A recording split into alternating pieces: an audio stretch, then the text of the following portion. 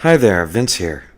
What you're about to listen to is what I consider to be a very special Prosiliency podcast. On this episode, we're going to focus on Hurricane Harvey and what's going on in Houston, Texas. And make no mistake, what's going on in Houston isn't just a disaster. It is literally thousands of disasters. From families losing their homes, companies losing their offices, businesses losing their data, or individuals losing their jobs and maybe their lives. It is our hope that people listen to this and implement an offsite strategy for their business or test their backups because they know they'll have the peace of mind they need to know they'll restore. Because if 3-2-1 is a strategy you need to simply recover, Prosiliency is the strategy you need when lives are on the line. Now, let's get started. It's time for the Prosiliency podcast, aka DR in a Bar. Now, without further ado, here are your heart-stomping, pants-dropping, history-making, earthquaking, love-making, and booty-shaking hosts, Vince Vaughn and Eddie Perez. All right. Well, thank you, Anna the Prize Girl. Welcome again to the Prosiliency podcast, a.k.a. DR in a Bar. My name is Vince Vaughn. As always, I have my hetero life mate, Eddie Perez. Say hello, Eddie. Hello, Vince. How you doing? I'm peachy. Thank you. Very peachy. So what we're talking about today, we're going to be talking about true disaster. We're going to be talking with someone who's in the midst of a true disaster going on in Houston, Texas right now. So Bao Tran is joining us live from Houston, Texas on the phone. Yeah. Just say hello, Bao. Hi, how you doing? Hi there, everyone. Thanks, Vince, and thanks, Eddie, for inviting me onto your tech show here. Yeah, very good. So as always, so first of all, Eddie, where are we at? What are we doing? We're at the Kansas Speedway, getting ready for the American Royal Barbecue. First of all, we're really proud to be a part of this tradition. This is the best event, party, gathering Kansas City throws every year. Oh yeah, and I think there's a lot of good food here. So as you know, I'll be eating all of it. Yeah. You'll be eating out just all the food, huh? All the food. All the food. All the I food. get it. I used to be a judge, actually. Get out of town. Yeah, I was a judge for 2 years. They'd have me do it where you'd go in, they'd do ribs, and you would take a bite, and then you'd have to have one certified judge with you all the time. So at every table has a certified judge, and then they give you all the rules and stuff like that. So, that's crazy. Yeah. Good for you, man. So something you learned about me, right? We learned something about me last time. Now we're learning something about you. I like it. So we're here at the American Royal, and you're going to be tasting something. So, Eddie, what are you tasting today? Well, Finza Barbecue, they're the ones who are helping sponsor the event we're doing. Yeah. They actually have this little appetizer, which I've never seen before. You actually were able to taste it before I was. You actually stole my grapes. Never mind. We'll talk. I want your impression. Yeah, so what it is heaven on a stick, I'm going to call it. And it's grapes with caramel and peanut. All right, let me taste it. Wait, and it's got like peanuts. It's got like some type of crumble on it. It's just it looks amazing, and it's sticky as hell. Oh, it looks amazing. So I'm going to have one. Go ahead. Let's see what it tastes like. It's like a caramel apple. Yeah. But with a grape. Absolutely, that's exactly what it is. I could probably eat 100 of these. So I know they're very dangerous because you really could eat like 1,000 if you're not careful. Yeah, but it being grapes, you probably have to go to the restroom for a while. Yeah, very good. Yeah, so awesome. So here, before that, I get my rating. Shit. Of my rating. The rating for the Fins Up Barbecue, Heaven on a Stick, we call it. Yeah. I'm going to give it a 8.99999. So 5 nines. 5 nines of availability. Of grape availability. Grape availability. I like it. Very good. So what I'm trying a limited release of the Curious Traveler Lemon Shandy. I've had some people tell me this is an outstanding beer, that it blows away the Leinenkugel as a summer shandy. Back in the day, one of our first few podcasts, I actually tried a Leinenkugel. I liked it. It was good. But I'm expecting really good things out of this beer. I've never tried it, so let's give it a shot. The Curious Traveler Lemon Shandy. That's tasty. That's really tasty. So at the end of that beer, man, it's like there's this fruity taste to it, and you know what? Still got that grape caramel taste in my mouth too. For the one that you stole? Absolutely. Yeah. And it's kind of melded with it, man. That's a tasty beer. That's an awesome beer. I've never heard you use the word awesome before. Usually you're too techie for that type of stuff. Yeah, I know. No, it is. It's an awesome beer. This is at least an 8. At least an 8? This is at least an 8. All right, so we're over 8. I'm going to say 8.23.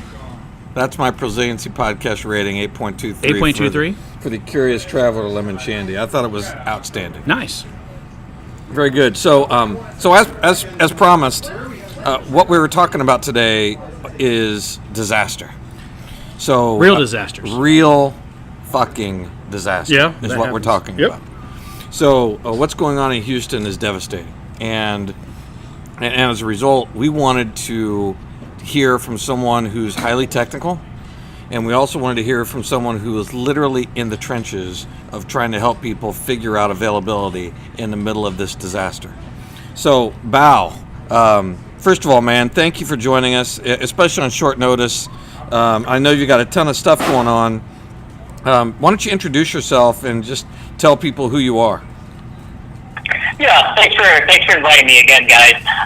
My name is Bao Tran, and I am a solutions architect at Revel Technologies. We are a partner with Nimble and Beam and various other disaster recovery technologies out there. And today I'd love to share some of my insights and knowledge with some audiences here. That's awesome. So why don't you give us a breakdown of what is really going on in Houston? So over the last 4 or 5 days, it's been a big catastrophe for the city of Houston. As some of you already know, Hurricane Harvey struck Houston pretty hard. We've received over 50 inches of rain in certain regions of Houston. 50 inches of rain. I can't even imagine. Oh, just to put that into perspective for you guys, we received around that amount of rain in 1 year, or less than that amount in 1 year. So this is 1 year worth of rain or more combined within 4 or 5 days. So there's a lot of flooding going on. Some of the homes, pictures I've seen on the news where you see people walking around their homes with water up to their knees or even their waist. That's inside their home. And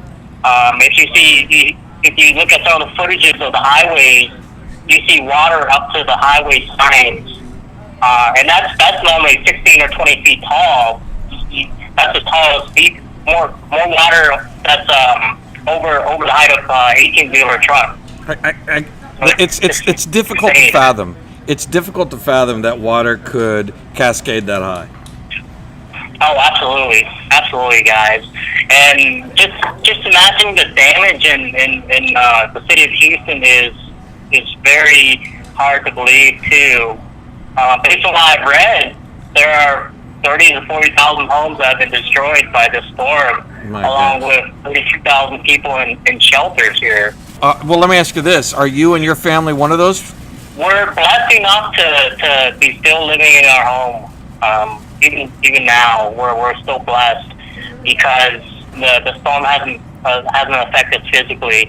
But we do totally understand how much of a misfortune it is for people who are struck by the storm. To lose everything, it's just unimaginable.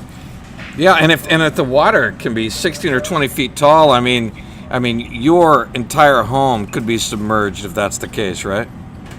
Absolutely. It's scary. Yeah, no kidding. It's scary. And I think that's something where, if we think about it too, where what Kansas City we consider is the flood of '93, where it flooded everything, and because of that, what Houston is probably going to look at as well, I'm thinking is just like in disaster, which we'll be talking about, is sometimes people say, well, will it happen to me? Yeah. And because we've had so many floods where we're at because of the river right here. Yeah. They made a lot of dams, a lot of things that they had to actually fix just in case. Where we had that massive rain that we had too as well. Yeah. Wasn't as bad as Houston, but it was crazy rain. Yeah. The flooding was minimal. I mean, it flooded, but it was very small because of all the disasters we've already gone through. Yeah. And this is almost like them back in '93, right? Yeah. It is their '93.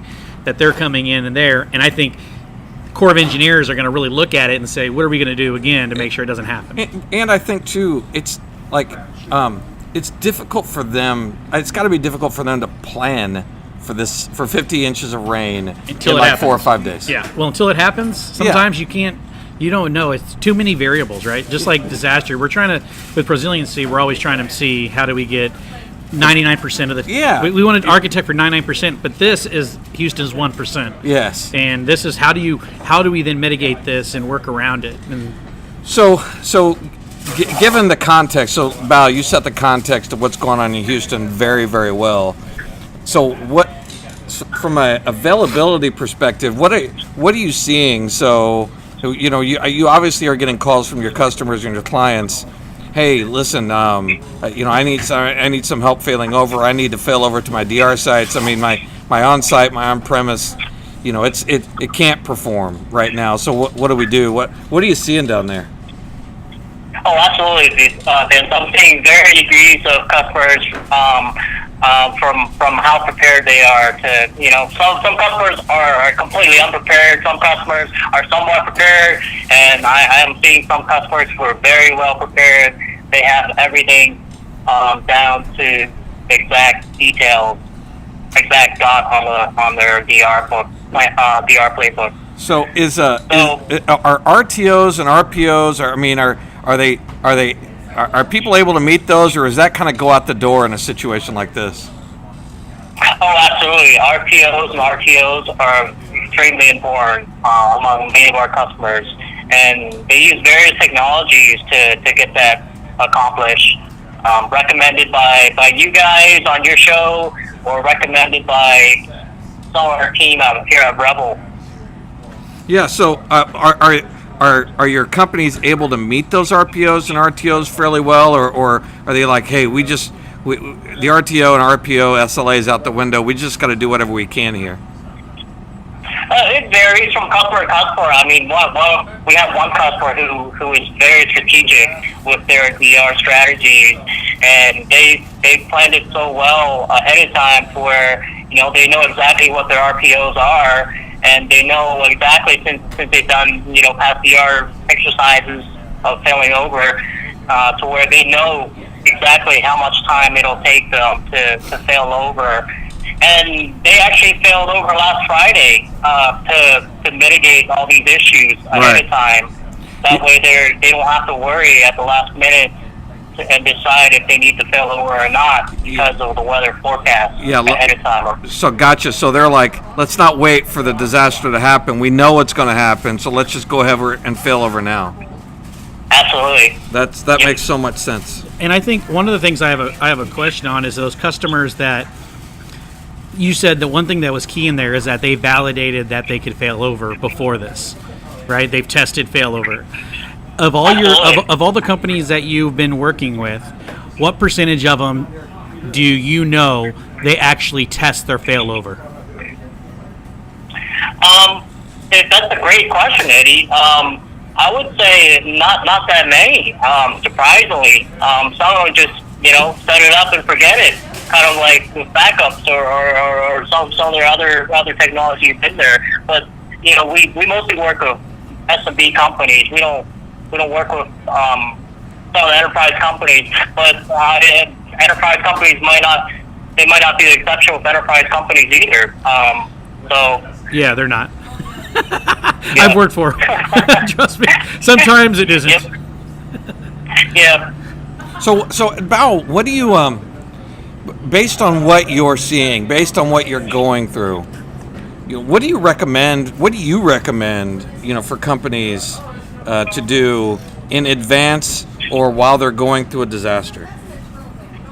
I would definitely suggest that people don't do things last minute, especially with putting in a DR solution and doing DR failovers, because when it comes to failover, it's already stressful enough, and it's harder to succeed when you're doing things last minute.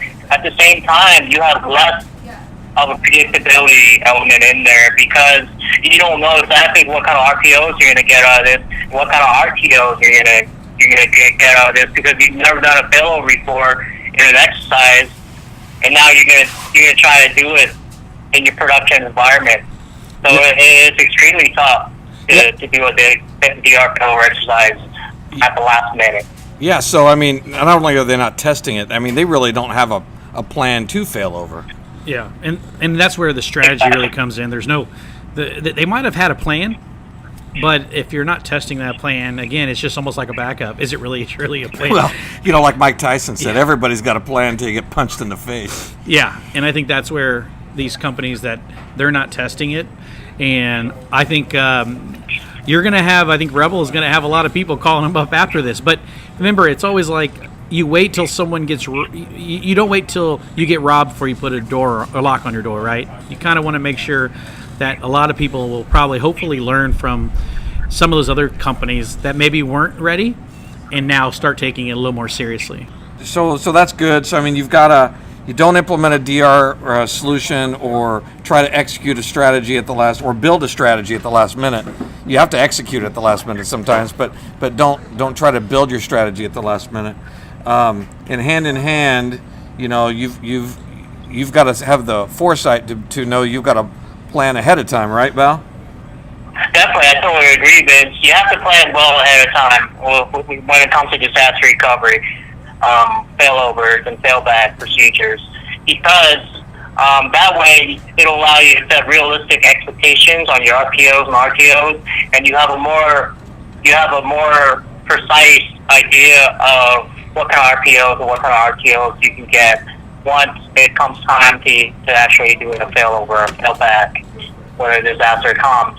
At the same time, you have to understand your data centers, SLAs and uptimes. What factors will affect your uptime? What factors will cause your data center to go down, like a hurricane, right? If a hurricane comes to your data center, how long will your electricity run for on those power generators? How long can your batteries last?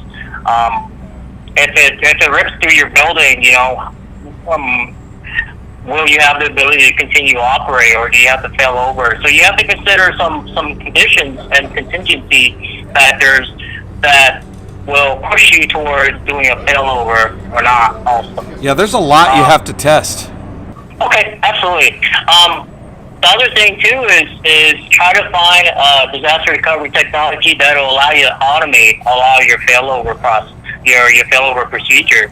That way, there is less room for mistakes when it comes to executing your plan, your GR playbook. Yeah, I mean, it's like nobody really has time. I mean, everyone's got a bare bones staff.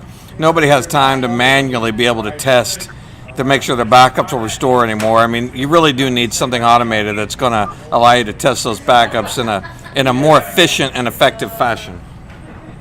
I totally agree. It's the same rule with doing a DR failover too. You need to automate that procedure to where your replications are happening properly. Your cutover from your production site to your disaster recovery site works properly too. And there are various technologies out there that'll do it for you. So, do you have any stories you have from like just this week even? Yeah, absolutely. It's funny that you mentioned that because earlier this week on Tuesday we had a customer call us. And they were saying their data center in Houston is running on a power generator. They don't know when they're going to run out of fuel on that generator. So they're scrambling. They're looking for our assistance to help them plan and fail over some of their virtual machines over to their Dallas data center, which is a lot drier and more reliable. Yeah, for sure, especially right now. Yeah, so basically they didn't have an off-site, it sounds like. They didn't have anything replicating off-site until the last minute. They knew they had the technology to do it, but they didn't enable it ahead of time due to lack of planning. And those are called resume-generating events. Absolutely. The RGE. The RGE may have happened. So, well, yeah, I think that's one of those things where that is where everybody needs to be on the same page. Again, the leadership all the way down to the engineers. We've talked about it. A lot of times the engineers know what to do, but sometimes don't get the funding. Now, how much money do you think they're going to lose because not having some of that data. We do. There obviously are companies out there who what? Who don't listen to our podcast? Well, that's basically 99.9999999%. Like there's 29s of availability of people who have not listened to our podcast. The point I want to make is that it's hard you can't plan for this type of disaster, but you have to plan for some type of disaster. Yeah, true. If your data center is running on generator only, that's not going to be a long-term solution. And so if it gets to be, what's the date by which that you're going to run out of juice or run out of power, and how much time do you have, and what are you going to do during that time? I mean, that's at least a strategy. Well, and I agree because, another shameless plug. I mean, we have a generator behind us right now, yet we filled up the generator and then we got backup fuel just in case it's going to go double the time. You just never know. Sure. Right? It's that planning stage that they might have planned that too, and they might have heard the hours, but under full workload, generators don't last. So, as an example, a generator, and this is probably where, they had issues with, is if I run the generator at a quarter power, it will last 20 hours. If I run it at full peak, it will only run 7 hours. And a lot of times they only test those generators for an X amount of time. They don't even know how long it'll actually go. Right. So sometimes trying to figure it out is very hard too. So I understand that as well. And their strategy may have been, if a disaster like this happens and the generators blow out, we'll just call Revel. That's always a good thing. Brought to you by. Exactly. Hey, Bao, this was good. Is there anything else you kind of want to say as a result? Want to give you some time if you feel like there's more you want to talk about. Oh yeah, absolutely. I mean, so to end the story with the customer, we couldn't guarantee anything with the customer. We couldn't even guarantee their RPOs, their RTOs, and whether or not everything will function even after the failover, because it's just so last minute with the planning. All we can say is yes, we'll help out, but it's going to be limited with what we can produce as a result of this engagement with the customer, unfortunately. Yeah, because you've got SLAs with your existing customers who called you, who you'd been working with up to this point. Absolutely, yes. Yeah, I get it. Very good. Well, and they actually planned and they actually did their due diligence, and they've been customers of yours for a while and relying on you to help them fail over. So no doubt that you're feverishly, and I'm sure you've got a ton on your plate to help there. Absolutely. Yeah, very good. Cool. Well, any last words, sir? Our prayers go out to all the Houston families and anybody else who's ever gone through a disaster. It's not a good thing, but you'll always rebuild and it'll be good. Yeah, that's the thing I'm really impressed about Houston is that, it seems like everyone's pitching together, so right now it seems like there's a lot of division, right? Yep. But, when the chips are down, it's like people come together and they help one another, and that's exactly what I see people in Houston doing. And I'm proud to have family live in Texas. Yep, absolutely. And what I'm grateful for is the people from out of Texas, the people from out of state, from Louisiana and surrounding states coming into Houston and various flooded areas of Texas to help us. We're just a stranger to them, but they're hauling their trucks and boats down here, the flooded regions, risking their lives to save people who are stranded. So I'm very grateful for those people. It's pretty amazing, I gotta say. So Bao, thank you very much for jumping on the call and having this conversation with us, man. I look forward to seeing you soon, and take care of yourself and take care of everyone you care about.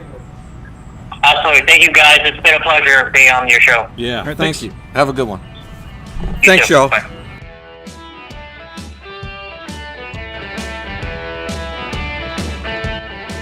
This has been a Passage Digital presentation.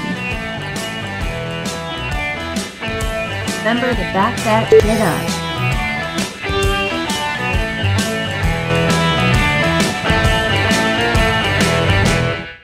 If you like this podcast, there are plenty of ways you can support it.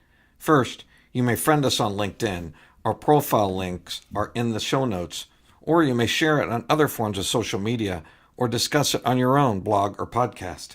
Second, we view this as your show, so contact us and ask us for a question we can use, or simply let us know how you feel, good or bad, on how we can improve it. Third, rate us in the app stores and leave us reviews. If you hate us, feel free to 1-star that shit.